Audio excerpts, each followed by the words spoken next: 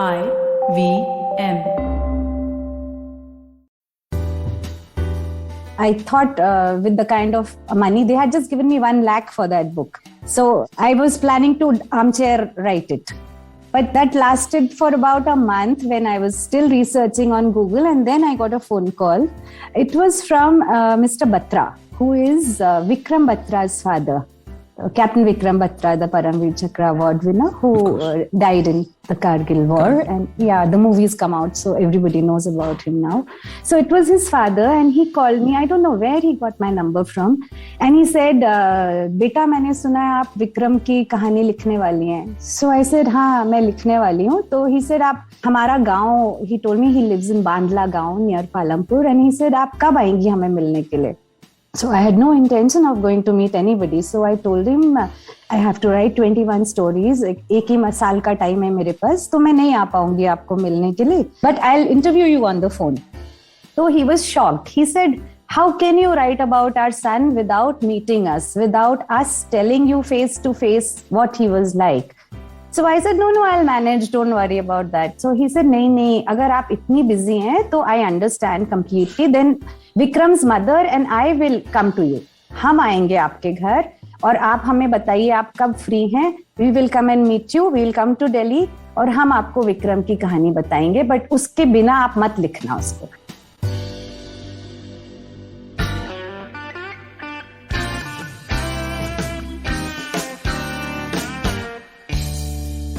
Hello and welcome to the Filter Koffee Podcast. As a person, I've always had a complicated relationship with the concept of war. While on one hand, I've always admired the extraordinary efficiency with which the armed forces works and their readiness to lay down their lives for a cause they believe in, I've also been hugely cynical of the ability of war to achieve anything meaningful in the long term. Which is why I usually stay away from stories around war that are meant to fuel jingoism and a misplaced sense of patriotism, in my personal opinion. And then I read Rachna Bisht Rawat's new book on the 1971 war. The book is a refreshing collection of short stories, including the titular one, Charge of the Gorkhas, and it was unputdownable. Not just because of the drama that is usually endemic to war, of course, but also because of the way Rachna has written this book. In narrative style, painstakingly researched and recreated. These are critical scenes from the 1971 war, some of them combat related, some that are incidents that happened in the days after the war, and some tales of families searching for prisoners of war to this day. And in Rachna, I found the perfect storyteller of war, as she shares my point of view on its futility, but also knows what it takes, especially because she is from an army family that has been so for generations. Rachna is undoubtedly among one of India's finest when it comes to defense literature, especially the narrative kind. I spoke to her about her unique style that delicately handles both facts and emotions associated with battles fought many years back. I also spoke to her about the prisoners of war issue, especially between India and Pakistan, and about growing up in an army family. But mostly, I spoke to her about her main story, the tale of how a Gorkha Rifle's regiment led the last ever Khukuri attack in modern military history. An attack that was so bloody that it would wreak terror in the minds of the enemy for the rest of the 1971 war. Stay with us. We'll be right back on the Filter Koffee Podcast.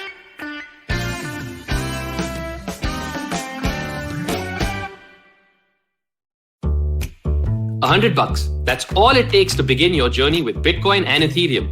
No, really. With CoinSwitch, you can start investing in over 100 cryptocurrencies with just 100 rupees. On top of that, there are zero charges for deposits and withdrawals, so you can trade, buy, sell, however and whenever you want. All of this, plus their extremely intuitive interface, makes CoinSwitch the perfect app for beginners in the crypto space. But don't take my word for it. Just download CoinSwitch for free and try it out for yourself. If you'd like more information on cryptocurrencies, tune into a show about crypto with me, Rohan Joshi, my new adventure on IVM podcasts. CoinSwitch, kuch to badlega. Welcome to the Filter Koffee Podcast, Rachna. How are you doing? Thank you, Karthik. I'm doing good. How have you been? Can't complain. It's been an extremely cold week. Yeah, absolutely. And I believe there's another cold wave coming this weekend. Oh, good Lord. So you better stay warm. Yeah.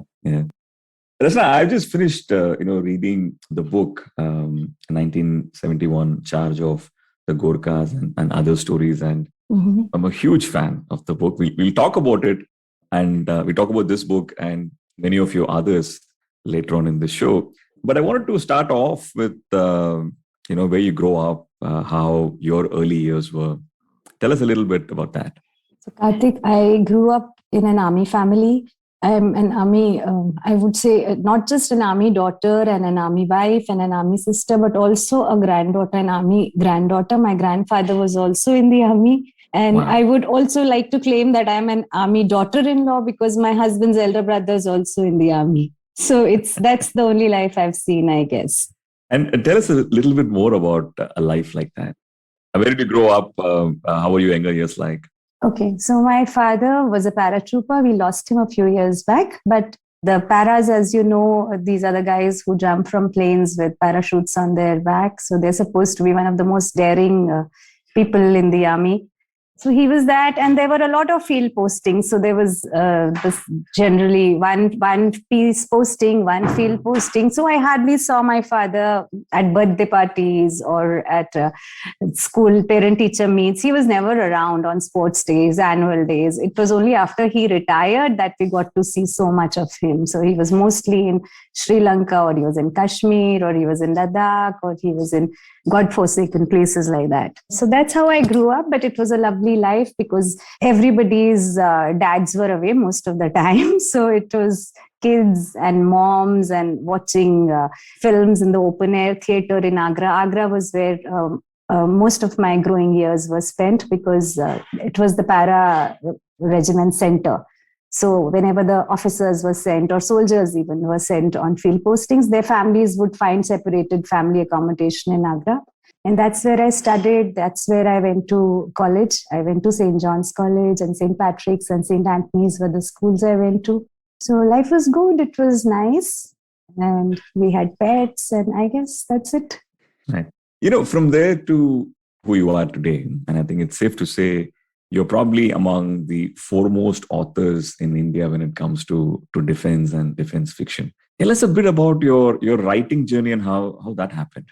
So it just happened by chance, Karthik, because I never thought of being a writer. In fact, back in 89, when I passed out of college, we didn't really think of writing or writing books or even journalism as a career option, as a very viable career option. And actually, I wanted to be a doctor. And I gave my entrance exam and I couldn't clear it. So I dropped science. And then I came to Delhi and I did a short course in journalism from Bharatiya Vidya Bhavan. But I think writing comes naturally to you. So you don't really need to, it's instinctive. For me, at least it's been like that. Essay writing was my favorite part of my English classes.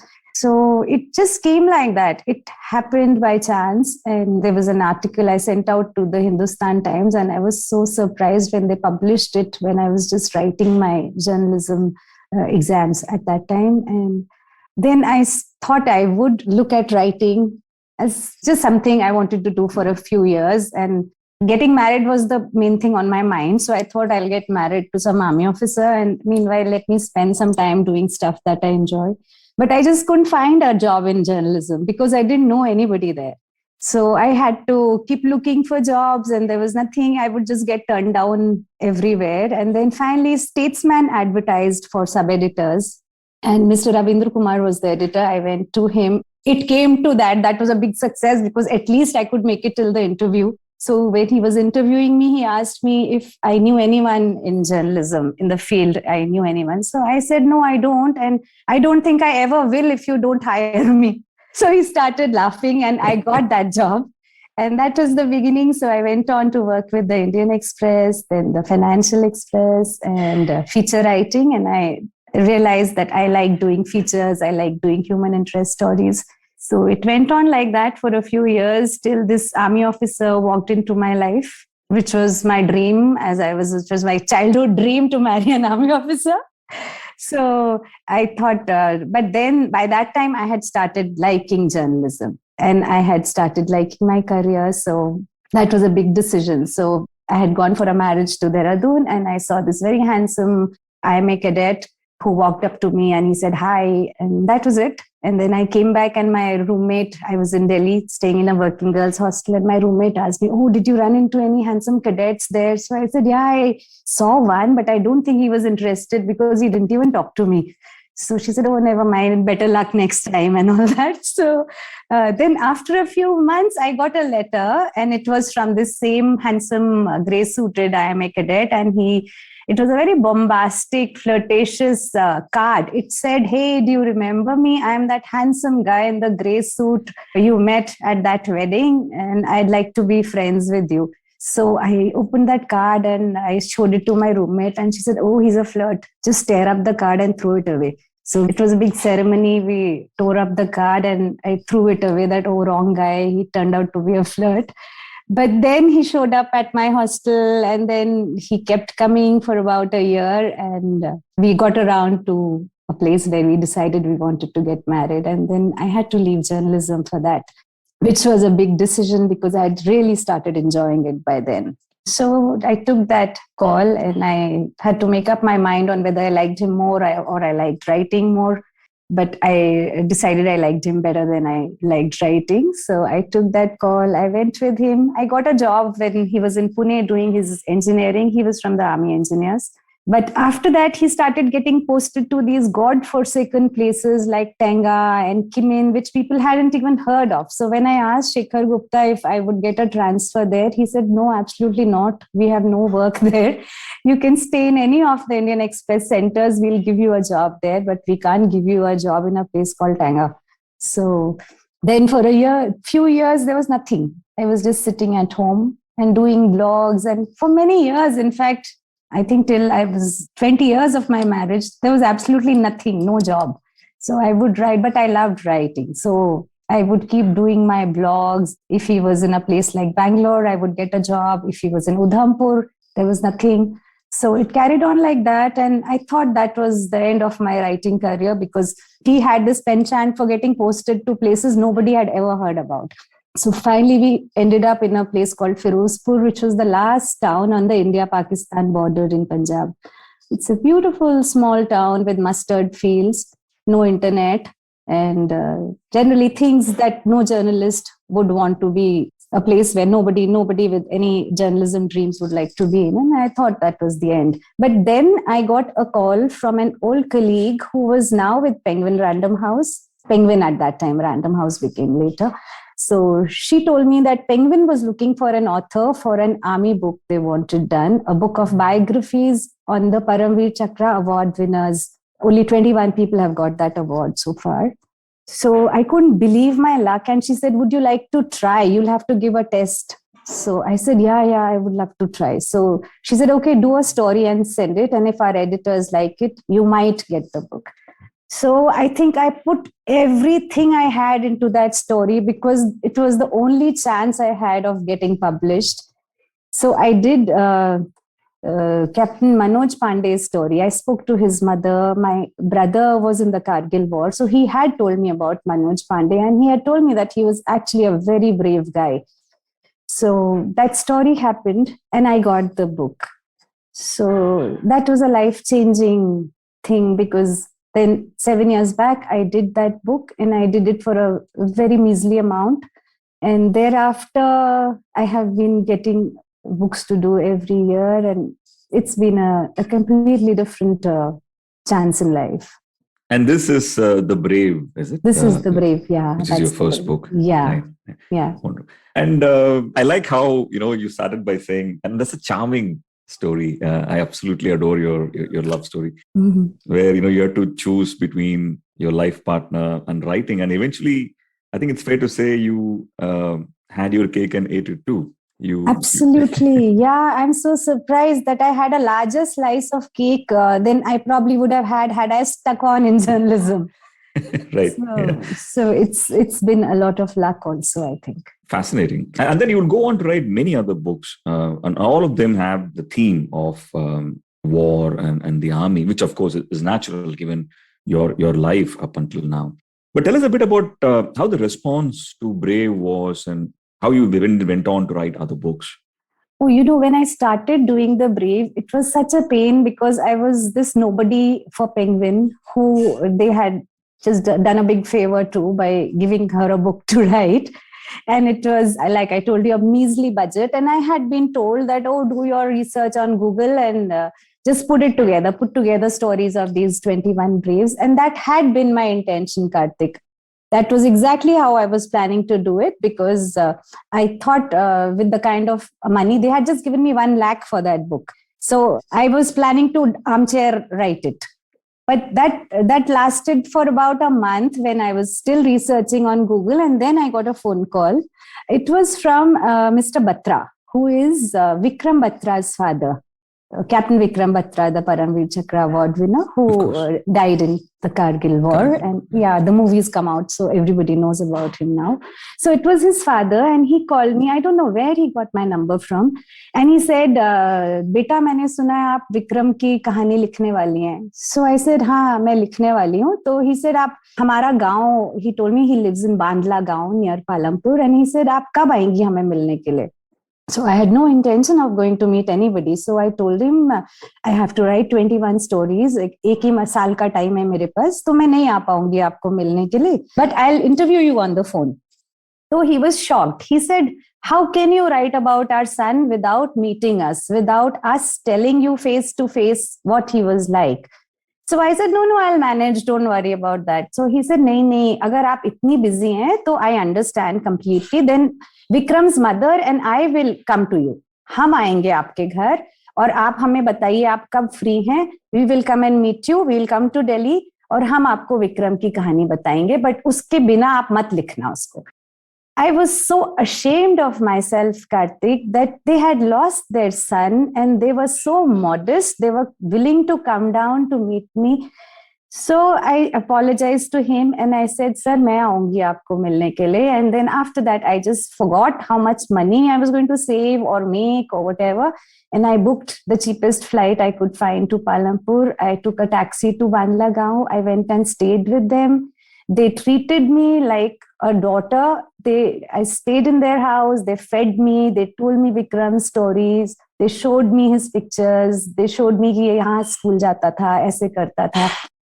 So that's how that story happened. And I realized that from just a name I had read about on Wikipedia, Vikram had now become a real person for me. It was somebody I knew now, who had grown, who I saw him from childhood growing up, and then he died in battle. So it was a sense of personal loss. And I think that can come across in a story only if you go and visit the places those people grew up in, if you know them as people. So even now, people tell me, after that, I did all 21 stories like that. I made sure I had met one family member and one person who had gone into battle with that soldier. Because most of those stories were about soldiers who never returned from the battlefield. Only 3 PVCs are alive at the moment. And they were stories of young boys, young, handsome, motivated boys, the best we could have, who went and died for their country. And you end up asking yourself, was it worth it? What did we give back to them? But that pride is what those families live with, that recognition, that's very important for them. And I came to realize that only when I started meeting people.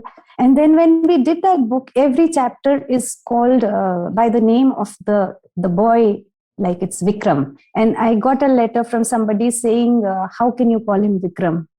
In the entire story, all the heroes are referred to by first names. The stories run as if I know them personally. And he said they were so old. There were some people from the first war that India had fought. So, but I told him that for me, they will always be that 27-year-old who died in battle. He never grew beyond that for me. So he will always be Vikram for me. And that's how I know him. In fact, not even Vikram. He becomes Love, because you know him by the name his parents used to call him by. I spoke to Dimple. She told me about him. There were so many fascinating stories, and that happened with every PVC. So that's how it became a passion, and I was very sincere about the stories that I wrote. They mean a lot to me. And it shows, when we read your books, Rachna, because I'm assuming since then, the way you worked would have been through a lot of one-on-one conversations with the people who were involved in each of the stories. And I think, today when someone reads your book, they're able to see the person behind the story, right? It's almost like what you said just now.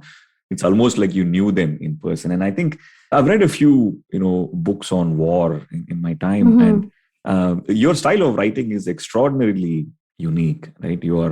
In fact, I wanted to talk to you about this book. And when I read the book, I was taken in immediately by how you have structured it, right? It's practically a collection of short stories, each describing one particular chapter of the war, and each is intense and complete as a story in itself.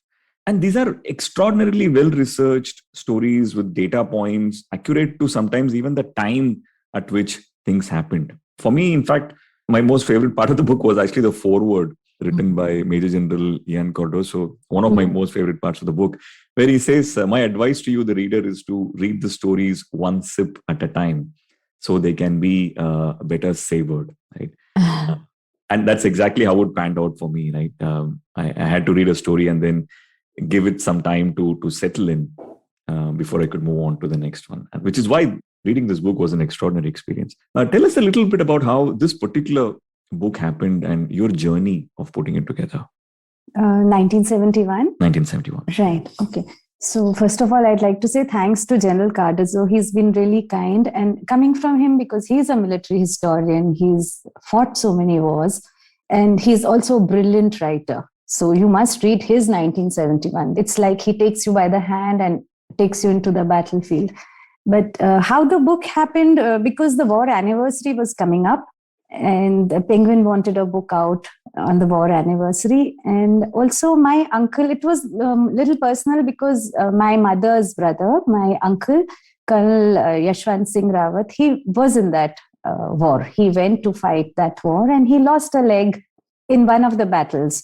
And I had heard from General Cardozo that that was the last battalion level Khukuri attack of the Gorkhas. I had interviewed him for another book that I was doing long time back, many years back, and he had mentioned this to me, and it had stayed in my mind that never after that was an entire battalion involved in an attack where they fought only with Khukuris. So that was very fascinating for me, and I decided to explore it further and to find out whether it was true, because it's a very tough decision, I thought, for a commanding officer to take. Also very complicated. So as a lay person, and I'm not a military historian, I'm a story writer. So for me, it was very difficult to believe why would a commanding officer order a unit to fight with Khukuris when your enemy's got machine guns? So aren't you at a disadvantage? So that was something that I wanted to explore. If you run out of bullets or you don't have anything else, all that I understand. Rifles have bayonets. So if you run out of bullets, you end up fighting with bayonets, which have those knives attached at the end of your rifle. But from the beginning, he ordered them to fight only with Khukuris. So rifles were used occasionally, I think, in that battle. Mainly it was a Khukuri battle. And when I started researching it, which was also difficult because so many people had died in that battle, Karthik, that it was difficult to find survivors.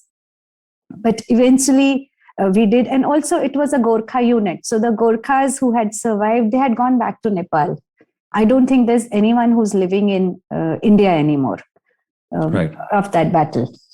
Dil Bahadur Chhetri, who's one of the greatest heroes of that battle, who slaughtered eight people in that battle, and he fought very bravely with his Khukuri. He is alive and he's in Nepal, and I did want to meet him, but he's been very unwell, so he's hard of hearing. But I did get a soundbite from him. He recorded his version of the battle and sent it to me in Nepali, which had to be translated into English, and then I could use it in my notes. But that's how it happened. That's how the battle happened. I had heard bits about it from my uncle. I had heard something about it from General Cardozo. So I was curious about that battle. And the last Khukuri attack was one of the stories that I wanted to do. That was the reason I did the book, because that was one. And the sinking of the Khukuri was the other story that I have been wanting to do for many years. These were the two stories that made me do the book, and I could do just one of those stories because General Cardozo came out with a book and he did sinking of the Khukuri. So I couldn't do that story eventually. Right. No, in fact, Rachna, I was going to talk to you about this a little later in the conversation. Just for the uninitiated, the story we're talking about is the story of the 4th Battalion of the 5th Gorkha Rifles Regiment. Right. And how they fought under Colonel Harolikar.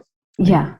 With these Khukuris. You talk a lot about how Colonel Harolikar sort of orchestrated this whole thing. Mm-hmm. What were the reasons why, he made that decision? When he talk about a scene where he talks to his regiment about how this particular battle needs to be fought with Khukuris. What was the reasoning behind that?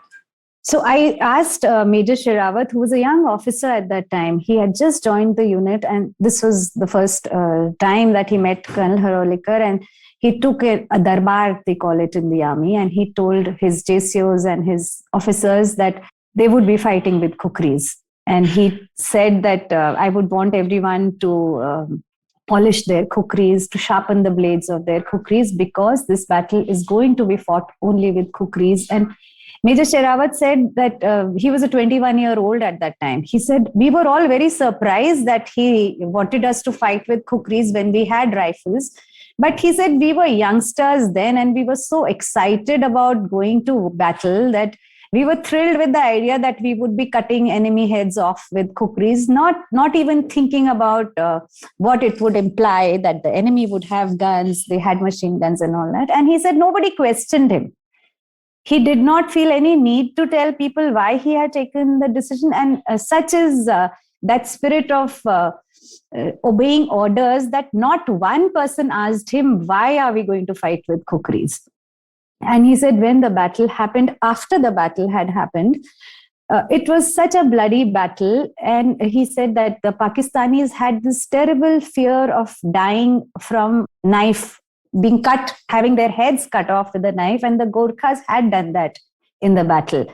And he said that it set off so much fear in the enemy that after that, the second battle that they had to go for, which was the Battle of Sagarnal, he said when they heard that it was 4-5 Gorkha Rifles coming again to attack them, they just fled. So he said we had no casualties in that battle.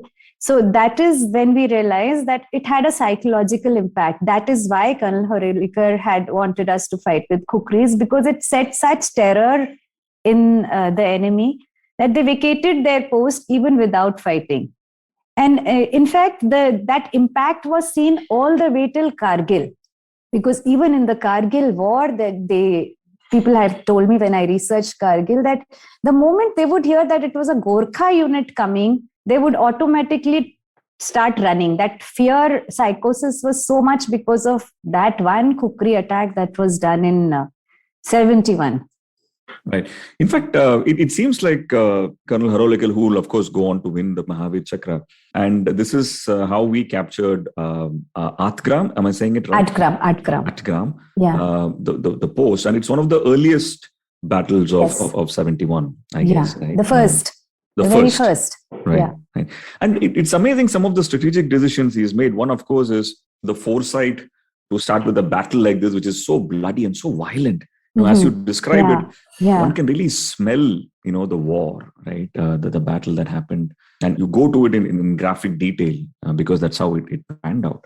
Mm-hmm. He's taken a lot of such decisions, right? The other decision that he has taken is also that as a CO, you normally stay back, after the first unit sort of departs. But in this case, he decided to lead by example and sort of walk almost behind them, right?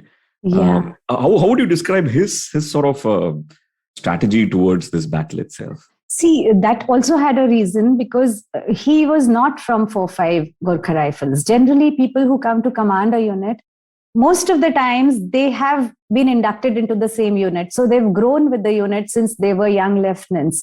And the troops know them, the officers know them. So when they come back to command the same unit, there is already that sense of family, that trust, that affection from soldiers. In Colonel Harolikar's case, he was not from 4-5 GR.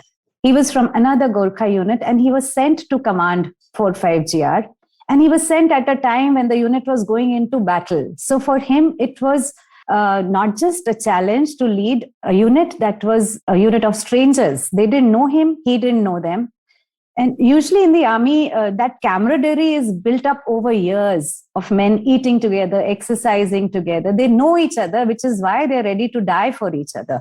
But in his case, they didn't know him at all. And vice versa. He didn't know them. He didn't know who could do what. You know, people like that. No, when COs come from the same unit, they can identify men that, okay, this guy has these plus points, this guy has these. But he didn't know anyone, and vice versa. And he wanted to prove himself as much as he wanted his men to prove themselves to him. So that is why he says in his notes, he's written a diary, and Mrs. Harolikar very kindly consented to let me read that.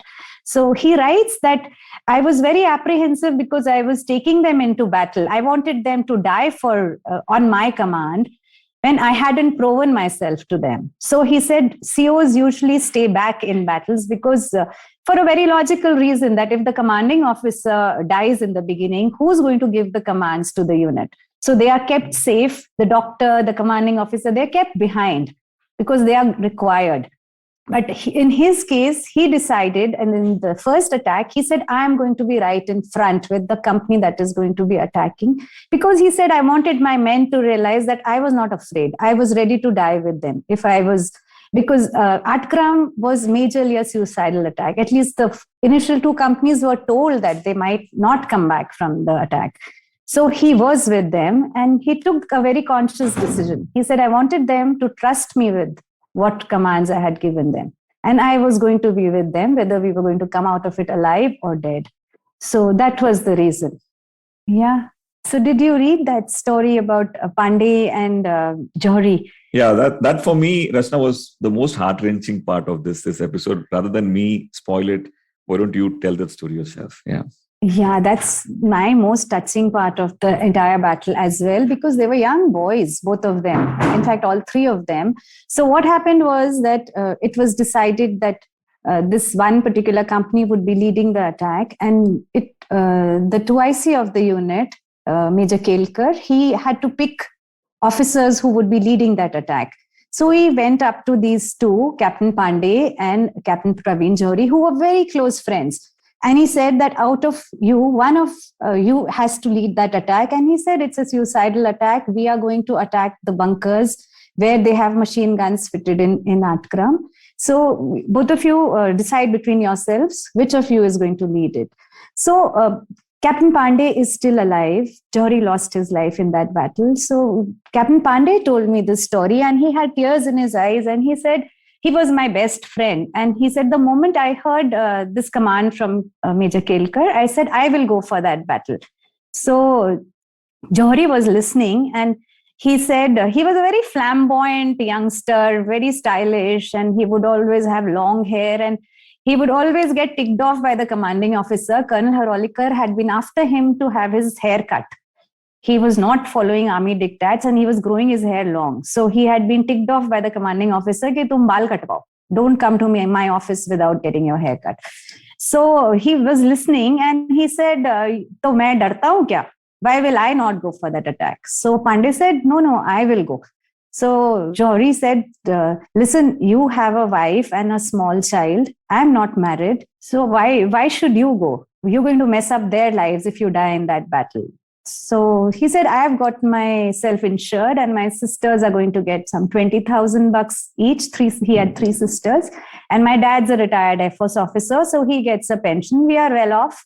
So if I die in battle, nothing's going to happen to my family. So he said he convinced me, and he decided he was going to go for that battle. And then we walked up to the 2IC, the second in command, Major Kelkar, and we told him that Johri is going to go for that battle. So Captain Pandey is now retired. He said that because I am alive, because Johri made me stay back from that battle. And there was another officer required to lead another attack, which was also going to be suicidal. And there was this other young Lieutenant Hawa Singh from Haryana. He was there, and he said, don't even ask me for a choice. He told the second in command. He said, I am going. So don't even ask me if someone else is going to go in my place. So they were volunteered, and it was such a celebration of sacrifice, because Captain Pandey told me that Johri and Hawa Singh were so thrilled that they were going to lead the attack.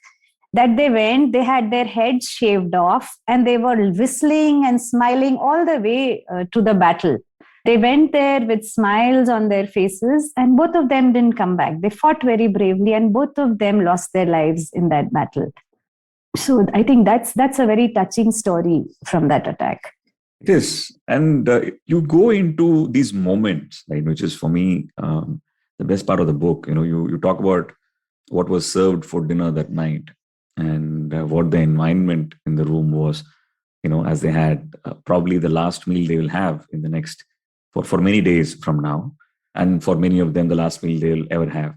And you talk about the situation in that room and you talk about them packing some snacks and how they load up their bags. So in a way, the reader almost feels like, he was there with them. But it also, got me thinking about how, the concept of life and death and, becoming Shaheed, the martyrdom, all of this is very different. And I don't know if most people sort of understand it intuitively. I think army families live practically a very different life. I want to talk to you about the Arun Ketrapala story. This is probably one of the most talked about and written about excerpt from your book. For the uninitiated, basically, this story is about Brigadier Ketrapala, who loses his son Arun in the 1971 war. And then years later, decades later actually, in 2001, he is invited by a Brigadier Nasser to Pakistan. Nasser, of course, from the Pakistan Army, which an invitation that Brigadier Ketrapala accepts, mostly because, he gets to see his hometown, which he has not visited since the partition. And he stays in Nasser's house. And on the night before his departure, post-dinner, Nasser confesses that it was he who killed Arun in battle.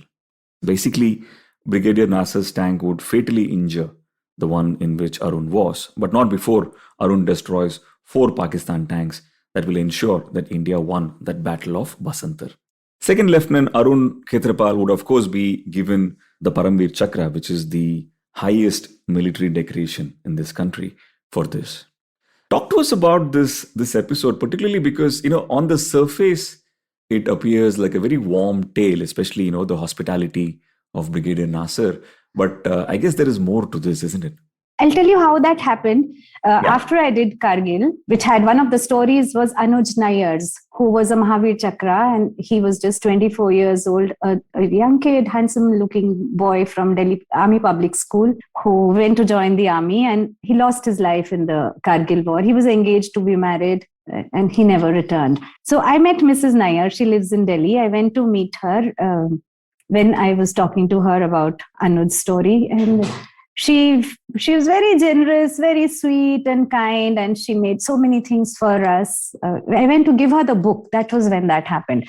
So she was feeding me lunch and she just started talking about Anuj, and she said, did you know that Anuj went to battle hungry? So I didn't know that. So she told me that she had found out that Anuj and his group of men, they were stranded on a peak and they had run out of food. So they couldn't come back. Food could not reach them. And 3 days back, they had got some puris, which they had eaten, and they thought they would get food again. So they threw away the leftovers. Now on day 3, when they were still stuck in the same place and they had nothing to eat, they started hunting for food. So they started looking for the food they had thrown away. So they found those puris which had frozen because it was so cold. And they, whatever leftover puris they could find, they broke them under rocks and they ate that. And she said someone offered Anuj that, and Anuj said, "Nahi, main nahi kha paunga." And he had a few biscuits in his pocket, which he ate, and he shared it with his men. So she never wept when she told me Anuj's story before. But that time when I gave her the book, I'd gone to give her the book, she started crying. She said, "I wish he had eaten. I wish he had had food before he had gone to battle." And I almost choked on the food. She had made lovely lunch for me. And I said, this woman whose son did not get food, who died hungry, she's feeding other people with so much love. And after that, it has always stayed in my mind. So when I do a battle story, I want to know if the men have eaten. So I make sure I ask them if they have eaten. And usually I realize that in the army, they make sure the men eat because for the same reason, they might not get food after that. So whenever they are at the last post where there is hot food available, they feed the men, and the men are told to eat because you carry a little bit, but you don't know whether you're coming back, whether you're getting food now, and how many days is it going to be for the next meal. So that I just wanted to tell you that why I now insist on people telling me whether they had eaten before going for battle or not. For a mother, I think that means a lot, that her child had eaten. Another very touching story. And why it's so important is that I realize that we have so much of this armchair jingoism, which I keep hearing all the time, that anything going wrong, and I think politicians use it all the time. And whenever things are going wrong, it is, so Pakistan will show up as this big boogeyman, and then people will, their attention will be diverted to, oh, let's attack Pakistan and Kumar do, attack the borders, ye wo. So I think it's a ploy that politicians use and which we succumb to all the time. And we don't realize what we are saying. It's so easy for people to sit in their warm houses and say, okay, let's attack Pakistan and let's kill them and let's do that. But they don't realize that soldiers do it sincerely as a duty. They don't do it with any sense of enmity for that Pakistani soldier. And I guess vice versa. Of course, there are some exceptions which happen because the human beings are of all kinds. But in the soldier's psyche, I don't think there is any personal enmity towards the man that he is attacking, which shows up so well in the Ketrapala story as well, like you said.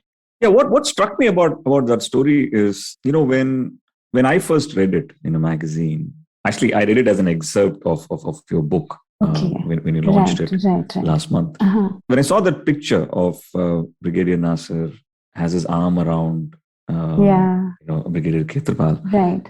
And I think, that is probably the morning after the night in which, Brigadier Nasser tells Brigadier Ketrapala what happened on the battlefield. Right. Mm-hmm. Right. And he talks about that scene where Second Lieutenant Arun Ketrapala has destroyed almost 5 tanks, and he has almost ensured victory for India in that battle. And then these 2 tanks fire at each other, Brigadier Nasser's and Brigadier Ketrapala's. And I think he says that it is, I am destined to live, and your son is destined to die. Yeah, right. And there's nothing more to it than that. And then the next day morning, Brigadier Nasser sort of after ceasefire, speaks to the Indian officers to understand who it was. And that's when he realizes it was a 21-year-old Arun. Right. Now, when I read the story in the magazine, in the excerpt, it seemed like a very warm and happy story. But when I read your book in fullness, then I realized that after Brigadier Ketrapala comes back to India, the person who left, when he went to Pakistan, he was going to see his house before partition. He was very happy, etc. And suddenly he goes back to the kind of gloom he was in after his son died. Right? It was not a very pleasant meeting. For Mr. Ketrapala. And that struck me only when I was reading the book in its entirety. Why I'm talking about this is maybe from this lens, or from your own lens. You've been pretty much an army family person forever. Tell us about the concept of death and loss and how an army family looks at that. Karthik, when I started doing these books, I would always feel very apprehensive about speaking to family members about the person they have lost, because I felt we would be revisiting their grief. It is like scavenging on a person who has died. So much pain has been there in their lives, and it's been buried for so many years. And then again, you start picking on the same threads and asking them to tell that story again, and you take them back into that grief. So that was how I felt initially, but that changed over these years. I've been meeting so many families of martyrs, and I noticed that there is so much pride. Of course, there is that intense grief, which is never going to go. That sense of loss will never go. That person won't come back. But also there is this intense pride in the fact that their child or their husband or their father died for his nation, his country, in the line of duty. So I felt that we are not giving back to them the only thing that we can. for a child who's lost his father in battle, who will never see him at any parent-teacher meet, at any birthday. He is going to grow up without his father. And that man went and died, not just for himself. He died for the whole country. He died for us. But our lives just go on. So it's a sort of debt that he has left behind on us, a debt that we never acknowledge. We are not even aware of it. So it is something, and that's the only thing we can give back to that child. The remembrance, the fact that we acknowledge that his father died for us, and there is so much honor in that, and the country is indebted to these people. That is all they want from us, and unfortunately, we don't give it to them. So that was the sense. And now when I go and talk to people who have lost children or who have lost husbands, I know that they are proud of that man. They want to talk about him. And a lot of very young people write to me on Insta and they said, ma'am, we want to go and visit them, but should we? They're very apprehensive for the same reasons. And I tell them, no, go. They love it. They want to talk about their children or their husbands. They want to relive that moment of glory, because that is what is going to keep that memory alive forever. That is what that sacrifice was worth. Yeah. No, beautifully put. I have to ask you this at some point, Rachna. You've, like you say, from your grandfather to your parents to your in-laws, everyone has been from the army, right? Yeah. And in many places in the book, you question the concept of war. Right. Yeah. While you go into the depths of it, the strategy of it, the human cost of it, the success of it also, but you also sort of challenge the concept of war, and then you say that this is the cost that we pay for political wins, right? Absolutely. What is your relationship with the concept of war? I think nobody wins a war, Karthik. Everybody loses something or the other. So I don't think we're right if we say, this country won this war. Nobody won it. Ask the soldiers who died in that battle. Ask their families. And in fact, look at the wider picture and see what it has achieved. Nothing. In all these years of all these wars, has anything made a difference? Nothing at all. I don't think geographical boundaries have changed. That's not even the reason now for battle. Nobody wants to do that. So I think wars are not required. We shouldn't be fighting them. A civilized world shouldn't be fighting any wars. Armies should be disbanded. They should not be required. But unfortunately, that hasn't happened. But I really hope that someday it will, and there won't be any more books to write on wars. I don't like wars. So very, very, very poignantly put. I don't know what to say to that, right? Yeah. Except agree with you wholeheartedly, right? Because when I see this, right, what I see is what could have been, right? All of these 20-something people, they had their entire lives ahead of them, and so many things could have happened. Absolutely, yeah, for them, right? Sure. Which of course now doesn't exist anymore, right? Moving on to the other part of the book is also how countries treat war, right? Mm-hmm. And what happens after a war, right? In this particular book in 1971, you speak a lot about how the entire prisoner of war situation has been handled, right, by multiple governments since then. And it's a very depressing story, right? It's a much more, to me, there's more pathos in that story than there is in death, because, in death, you're grieving and then you're healing after a point in time. Right. Here, you don't have that opportunity to heal. And, you speak specifically about a Flight Lieutenant Vijay Vasant Tambe and the journey his wife has spent in the last, 40 odd years. 50, exactly 50 odd now. years. Yeah. And talk to us a little bit about how there is so much more that could have done, but we've not done in this aspect. Yeah, I think there are murky waters which no country wants to touch. So we don't really know what the truth is. And I have researched the story. I've spoken with Mrs. Tambe. I've read books on prisoners of war. So it's a territory where the waters are so murky, you don't know what happened. So we don't know whether Flight Lieutenant Vijay Vasant Tambe was alive when his plane crashed, whether he landed or he didn't, if he was captured, whether he's still alive, if he's there in prison. Nothing is known. And I think there can be no worse torture for someone than to know that a person that you love, you don't know what's happening to him. It's like Mrs. Tambe at the end of these 50 years where she's been trying to find out. She believed that he was alive when he landed because Pakistan announced that Tombe had been captured, and he had told her before going for battle that he was going to say his name was Tombe because he thought they would treat Christians better than they would treat Hindus, and he had got himself a cross that he was wearing around his neck.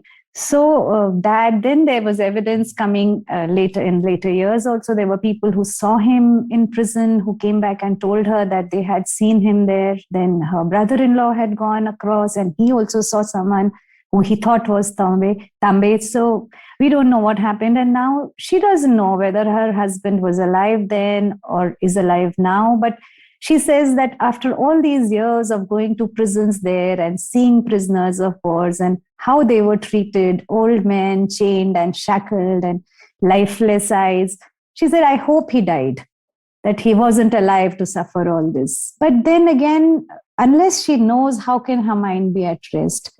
So I totally agree with you that that is the saddest story of any war. The prisoners of war, what happened to them? Yeah, in fact, to me, this is an aspect of the war, especially the 71 war, that I didn't know at all, because this is not public discourse, right? In the book, you talk about how 2 times, one in 1987, when Mr. Narasimha Rao was the External Affairs Minister, and then one in, I think, early 2000s when A.K. Antony was the Defense Minister. These families go from India to Pakistan and from Pakistan to India, and it's almost you walk in, do your own research, and find out if your relative is there, because in all probability they're registered under a different name. Maybe they're there, they're not there.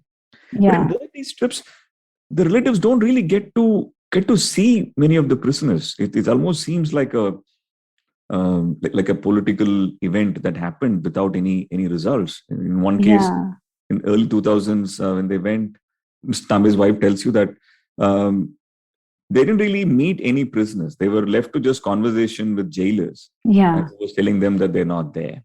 Right? Why don't people know about this? This is a very here and now problem, right? This is a mutual problem, right? It can be solved if there was will to solve this, isn't it? Right, absolutely. So I think that political will is lacking from both sides, probably.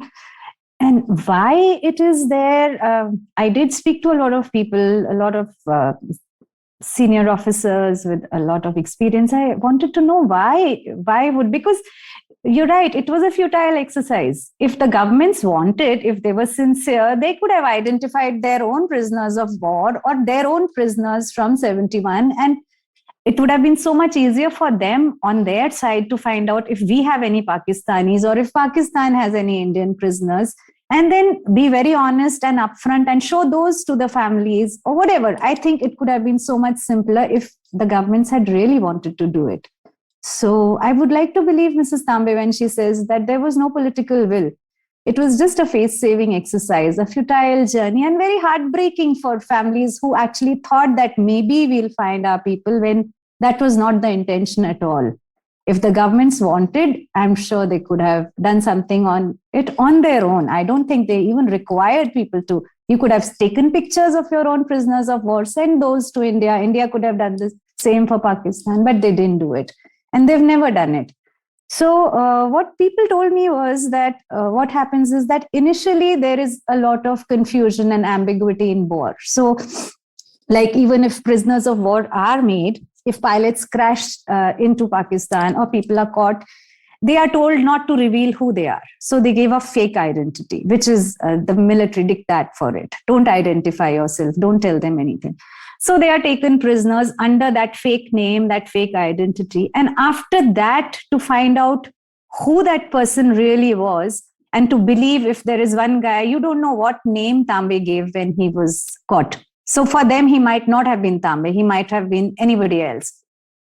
And from there, and then in that confusion of war, then years pass, they are treated badly. And after some time, I think no country would want to let go of their prisoners because you don't know what horrific stories they will bring out.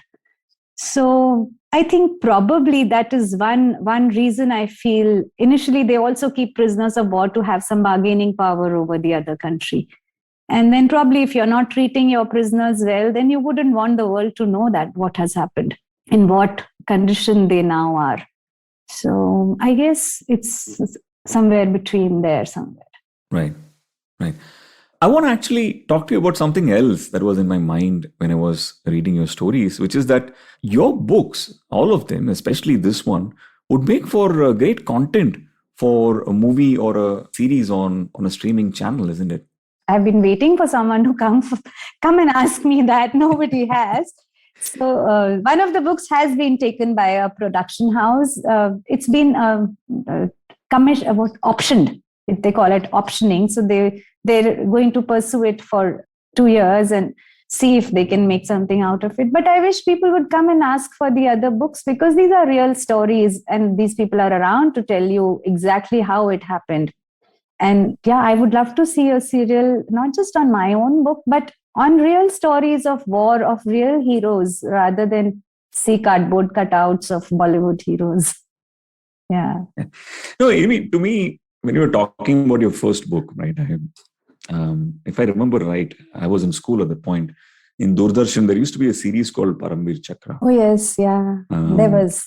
Yeah. And this is probably the early 90s or something like that. And it was really, really inspirational stories, right? And I watched it because of the inspiration, not because of a jingoistic sort of a motivation, right? Yeah. And after that, I've had a few friends in the Air Force and the Army, and whenever I ask them about war films out of India, they often say it is like nothing like what really happens. Yeah, right? True. So I generally feel as a genre, of course, now there are a lot of jingoism going on in cinema, but I don't think the real stories have been told, right? The human stories have been told, and these are not just stories of loss and pathos, right? There's stories of warmth.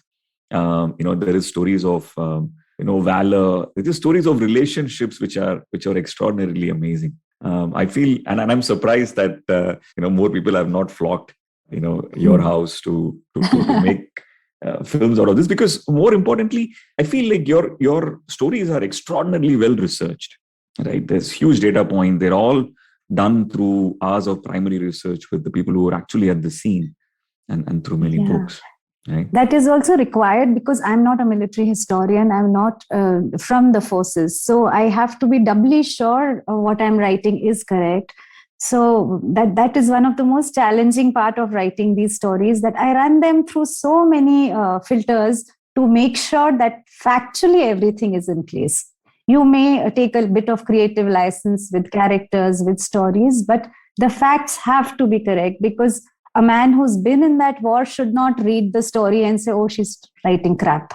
So that is something. So they are constantly vetted by the men who have fought it. And in fact, at the end of every story, I write who are the people who gave me this research and who read the story. So it's also very convenient for me to shift blame to them in case somebody turns around and tells me, oh, this didn't happen. So I have to say, no, he was in the battle. It did happen. Yeah. No, and jokes aside, some of these instances where you've used, and also the kind of photographs you've collated for the book, they all add to the credibility of the experience. Jokes aside, and going back to what we were talking about, I think the book also has a lot of stories which are not about the combat around the 1971 war, right? I particularly loved this one story which was titled "The Box of Sweets." Talk to us a little bit about that. Yeah, sure, Karthik. That's such a heartwarming story in the middle of so much blood and gore. It really touched my heart, and it just came as an aside because the officer I was interviewing, Colonel Chima, he was telling me about Arun, Ketrapala and the 71 war because he was in the same sector. So that happened in front of his eyes, but he was an infantryman and he had gone for the Battle of Jarpal. And then he said, by the way, this also happened with me. And that became a story in the book because I loved that story so much. So what happened was that his unit, which was a grenadiers unit, they attacked this position called Jarpal in Pakistan. They had entered the border, they had crossed the border and attacked Jarpal. And it was a bloody battle that they fought. They lost a lot of men. They killed a lot of enemy soldiers and they made some prisoners of war. So when the attack was over, after that, he said that this one prisoner of war, he was badly injured and bleeding. He could barely walk. He came up to then Major Chima. Now he's Colonel Chima, retired in Jalandhar, settled in Jalandhar. So he said, he came to me and he said, Saab, mujhe jaane do. So he said, मैं तेरे को कैसे जाने दूं? I have made so many prisoners of war and you are my prisoner. So I can't let you go. So he said, no, you've made so many prisoners of war. One less will not make a difference to you. But to my family, it means the difference between life and death. He said, my son is seriously ill and he might die anytime.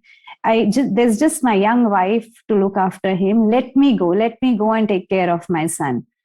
So Colonel Chima was in this dilemma of whether to let him go or to not let him go. And he had said no, and he told his men to tie him up. And he said, don't tell me these stories. You're not going anywhere. And they were speaking in Punjabi. They were in that part of Pakistan, both of them. And he was a Sikh. So then he says that his hand touched the Guru Granth Sahib that he used to always carry in his rucksack. So he said, I just couldn't let myself not listen to him. So he told the prisoner, he said, okay, I'll count till 10. If you can run and cross the border by then, I'll let you go. But if you can't, then I'm going to shoot you. So the prisoner said, okay. And he saluted him and he could barely walk. So he was literally crawling. And Colonel Chima told me that I tried to count as slowly as I could because I wanted him to get away. But he said when I counted 10, he was still in my sight. And then he fired a shot. But later in the story, you find out that he fired above this man's head. And then the battle ended. And after that, the Indian army was still inside Pakistan for a few months. And then 3 months later, Colonel Chima, who was still in Jarpal, they were in their bunkers. And someone came and told him that someone's come to meet you. So it turned out that it was the same Pakistani soldier. He had come with a box of sweets, also his wife and his small child. His son was there with him and they were standing at a distance. And he came with this box of barfis, and he offered it to Colonel Chima. And he said that my son survived. And I want to thank you. And my wife and my child have also come here to say thanks to you, to show their gratitude. And he said across that distance, his wife, she knelt down in a sajda on the ground, and the child saluted me. So Colonel Chima returned the child's salute, and he had a piece of barfi from that dabba, and he told that chap, okay, go back and feed this to your kids because that's what I wanted. And he said that I had tears in my eyes to see him go. It was like someone I loved and I lost.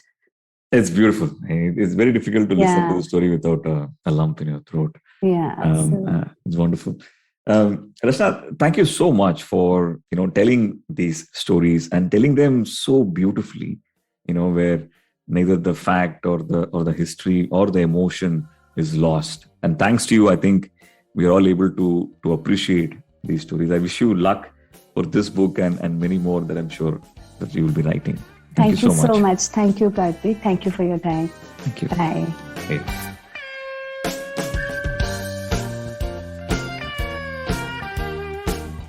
So that was our show this week. I hope you liked it. And if you did, and if you're a fan of the show, hey, I have something to ask of you. If you are listening to the show on Spotify or Apple right now, please do rate us on the respective app. It helps a lot in others discovering the show. And if you have any feedback on the show, I would love to hear from you. You can send it to filterkoffeepodcast@gmail.com. Happy listening and see you next week with another episode.